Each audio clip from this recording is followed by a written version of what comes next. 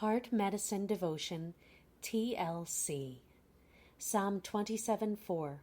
One thing have I desired of the Lord, that will I seek after, that I may dwell in the house of the Lord all the days of my life, to behold the beauty of the Lord, and to inquire in his temple. Psalm 63:1-2. O God, thou art my God. Early will I seek thee. My soul thirsteth for thee. My flesh longeth for thee in a dry and thirsty land where no water is, to see thy power and thy glory, so as I have seen thee in the sanctuary. Colossians 4:5-6. Walk in wisdom toward them that are without, redeeming the time. Let your speech be always with grace, seasoned with salt, that ye may know how ye ought to answer every man. Scripture reading, Psalm 27. There was a day not long ago when I couldn't wait to get to church, and I'll tell you why. Honestly, I needed a little TLC, tender loving care. The week had been long, my heart was heavy, and my feeble prayers didn't feel like enough. As soon as I stepped into the sanctuary, I started scanning the room for a certain friend of mine. She hugs me every time she sees me, the kind of heartfelt bear hug where you can almost feel her trying to transfer some of her own strength to you. She never fails to ask me how I'm doing, and she's not looking for a canned answer of 5 words or less. She's looking for raw specifics and unvarnished truth. And if I ask her to pray for something, she writes it down on a piece of paper that she keeps in her Bible. She's one of the people that has made church a refuge for me. She makes it feel like home. I have another friend who I also love dearly, but frankly, this one worries me. She needs a little TLC, but she doesn't seem to know where to find it. She's had a lot of heartache in her life in recent years, and circumstances have piled up between her and God. She doesn't see church as a refuge. She doesn't even feel at home there anymore.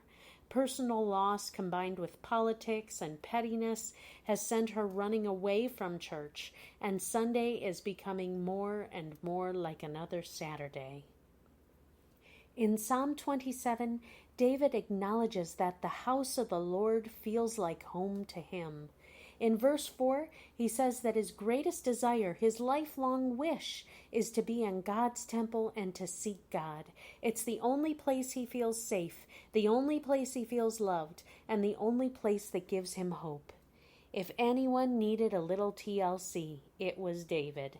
He was no stranger to personal loss, politics, or pettiness. It is estimated that he spent 13 years running from Saul and nearly 10 years fending off his son Absalom's treason, and he understood many of the heartaches of life in a fallen world.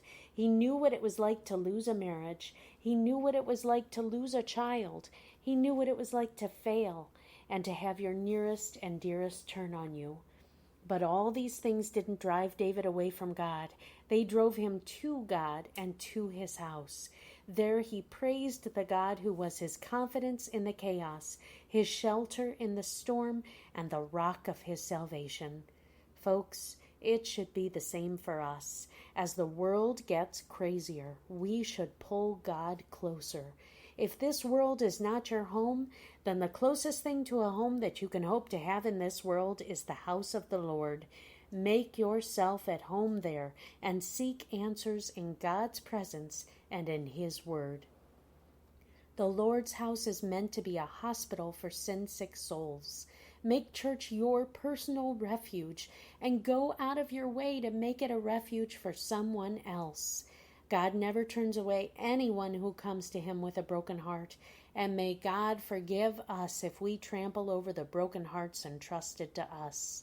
May everyone who walks into the house of the Lord be able to feel His love through the people who claim to be His own. And may the love of Christ be the TLC that we give to a lost and dying world. Your prescription? The next time you go to church, go out of your way to make someone else glad they came. Step out of your pew and out of your comfort zone to give TLC, the love of Christ, to someone who needs it. God will bless you for it. God bless you.